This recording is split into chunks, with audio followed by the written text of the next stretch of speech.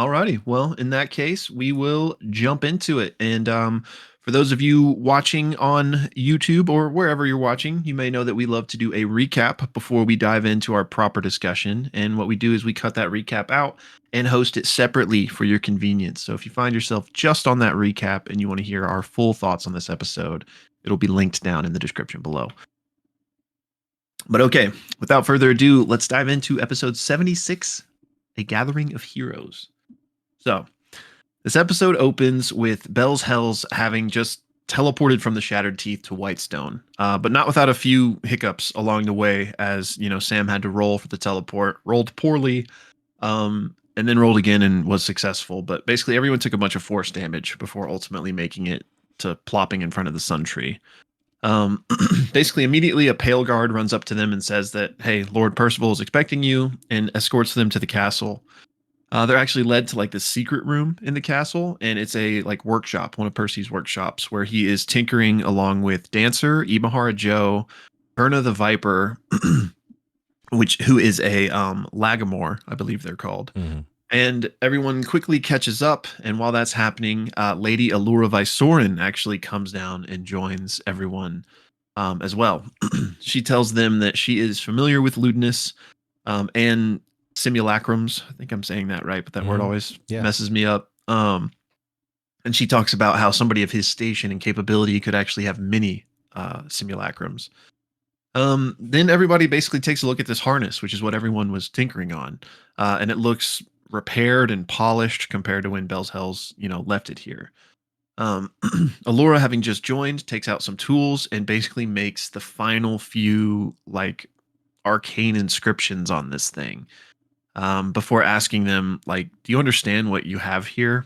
And basically tells them that stuff like this has been used throughout the history of Arcana. Devices that are similar are called like power stills, but this one is like way more elegant and larger and very, very difficult to craft. She says that the fact Ludinus once crafted one is a testament to his skill and ability. She also says that using this on sentient beings is severely amoral, but she supports it being used against Ludinus, and she asks that once they're done with it, they return it to the Cobalt Soul to be destroyed. And they ultimately agree to that. Ashton then takes out the Shard of Raushan to kind of get everyone's take on this, and everyone is amazed by it. And I think they dive into this a bit later, so I'll touch more on it there. But he basically is like, is this something we could absorb with the harness? And they're like, well, you've got a lot going on, maybe you shouldn't be the one to do it. But in any case, the whole group wants to test the harness on something much smaller to begin with. So they know that it can permanently take enchantments from different magical items and creatures. So Chetney puts it on to be the test dummy, and they try to think of what they could test it on. And ultimately, Percy has some magical silverware and dishware brought down. And so they like place it in front of this harness that Chetney's wearing, and it like essentially like sucks up the magic essence of this thing, leaving behind only like black charred ash. It's at this point that Matt hands Travis the magical item card, and he tells Chet he gains 5 health. The magical item is really cool, and it's really long, so I'm not going to go over it here in the recap, but we'll talk about it in the discussion. So basically everyone freaks out, and they're talking about that. And then they return to the Shard of Raushan being like, okay, what would happen if we absorb something like that? And who should be the one to do it? And it's at this point that Allura takes a look at Ashton, specifically like the Dunamancy in their head, and she calls out that this is very akin to Dunamancy. And she says it predates the primordials. The balance of life stems from it. What's in your head is like a condensed focus for it, almost like a half beacon, if you will. She says the fact that you're standing here is a marvel in and of itself, and along with the Shard of Comort already being inside of you, you're possibly the greatest weapon that we have. It's at this point she suggests not putting the Shard of Raushan in them as well, just because that could, get real bad real quick. Everyone then decides to kind of think on it, and they take their leave to go get some food. Everyone leaves except Percy and Allura, who stay to have a private conversation. But before they leave, Dancer stops FCG and tells him that she understands what happened between them wasn't like really FCG. She's not 100% comfortable or okay yet, but she just wanted to say that she sees the good things they're doing with the new group and just wanted to let them know that before they head off to this, very dangerous mission. FCG thanks her and appreciates her, giving him a shot at living to begin with. Then they kind of have their little moment. Everyone leaves, but Laudna leaves Pate in the room to spy on Percy and Allura. And Percy basically just says this is all very upsetting. He isn't against making Whitestone a sanctuary, but he also doesn't want to make it a target like it has been in the past.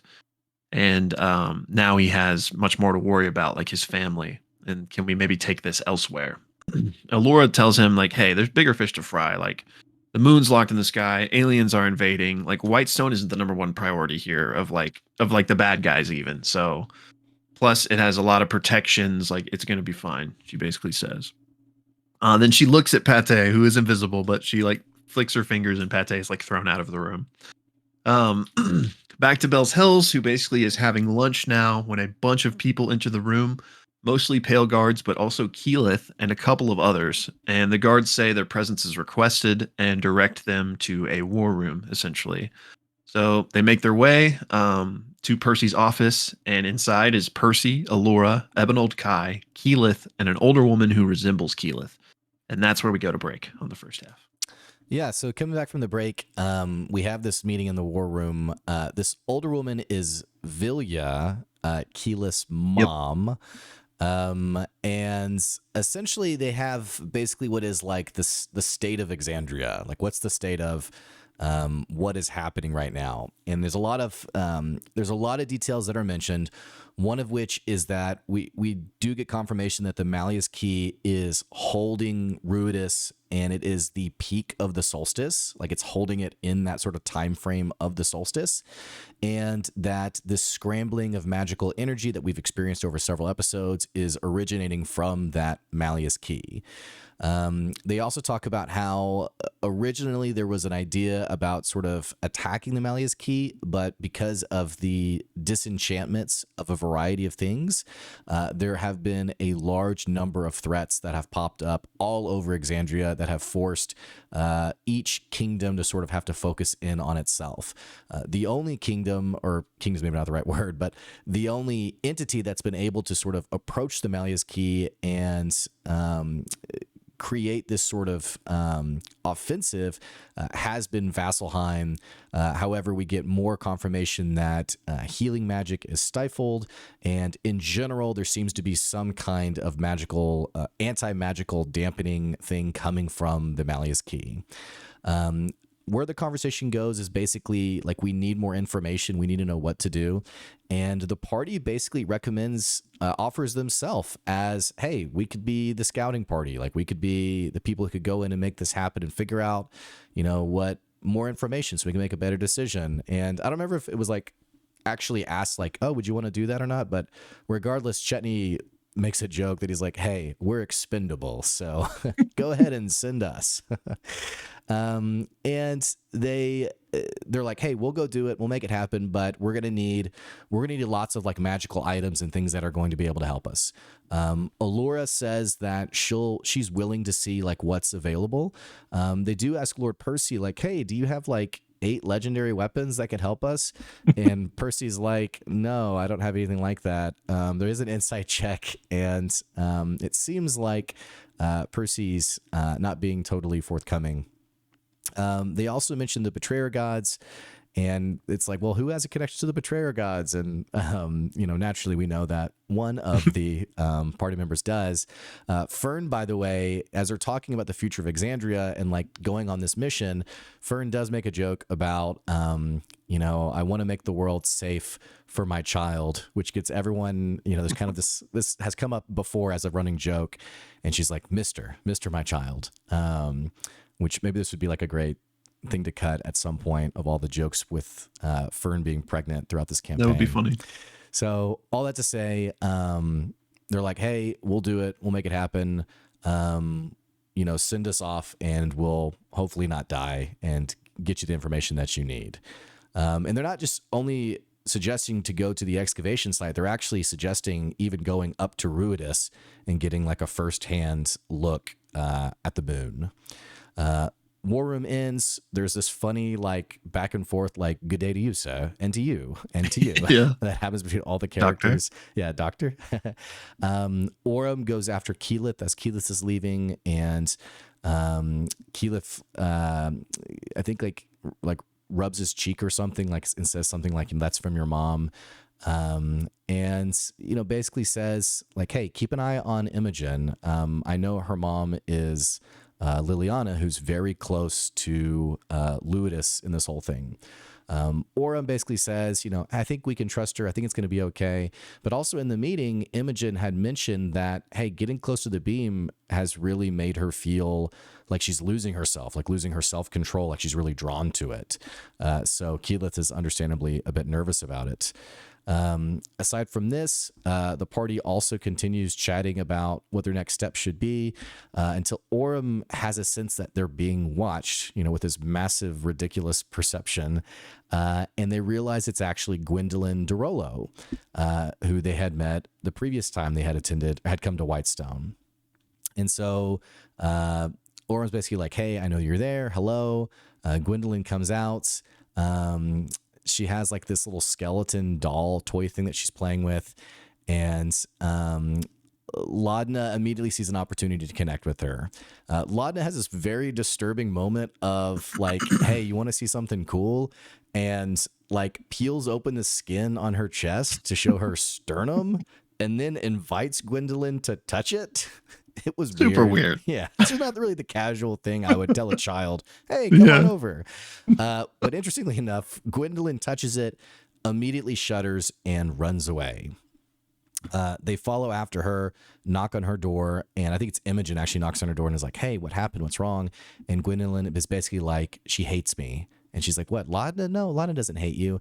And Gwendolyn's like, "No, like I've never felt anything like that before. Like I've never felt hate like that." And then Imogen and Laudna realize that it is Delilah within Laudna who naturally, of course, hates the DeRollos. They need to kill some more time during the day. They can't use the harness again till the next day, or they can, but there's a risk of it breaking permanently. So they're like, "What else do we want to go do?" They decide to go to one of the temples, a couple different temples. They go first to the temple of the Matron of Ravens, which is actually just like this small hovel altar, really. And there is a statue of what seems to be the winged character that they saw at the excavation site. They go in through this tiny door down into a basement where they meet this. Oh my gosh, it reminds me of the Always Sunny guy who's like on drugs always. And if you don't know what I'm talking about, like the voice is very similar, but one of the main characters. No, like a side character who like over the episodes gets like worse and worse off. Oh yeah, like yeah, I know who you're talking about. He's like the priest or something, right? Yeah, right. So just this very like odd character who's like, "Hey, how's it going?" Othenon, I think was his name, Arthenon. And they're making like some small talk. It's just a very awkward person. And they're like, "Hey, so like, how does this thing work?"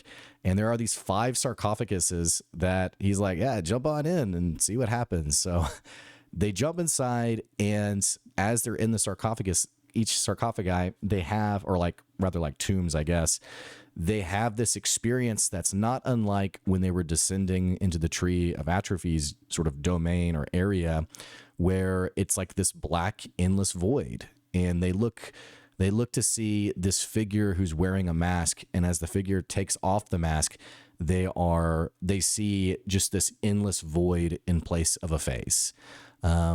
They look up into the sky to see the same figure and like these large chains that are stretching down from the figure down to them. I think it's Ashton who begins to try to like climb up the chains. And as he does this, it shatters the chains. The matron, Matt admits this is the matron. The matron then like bursts into a bunch of ravens herself. I'm pretty much making this sound like a drug trip, but it kind of was. I'm not giving it super good justice, but they feel like in this moment that they are seen. Like this is like a nod of acknowledgement from the matron of ravens. All that to say, they leave the temple.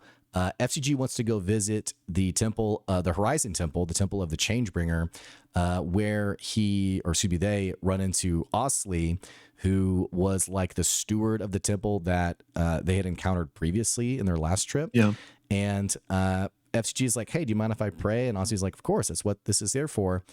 FCG goes to the statue of the Changebringer, prays, and basically says, as we're so used to FCG doing, hey, if anything bad is going to happen, if there's any way you can make it happen to me instead of my friends, that'd be really great.